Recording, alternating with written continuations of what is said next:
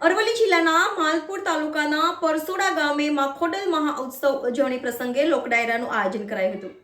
આ પ્રસંગે ખોડલધામ કાગવડના પ્રમુખ શ્રી નરેશભાઈ પટેલ, કરમસંત શ્રી સંતરામ મંદિરના મહંત પૂજ્ય મોરારીદાસ મહારાજ, પૂજ્ય સંતો, મહંતો અને અગ્રણીજનો, શ્રોતાજનો ઉપસ્થિત રહ્યા હતા।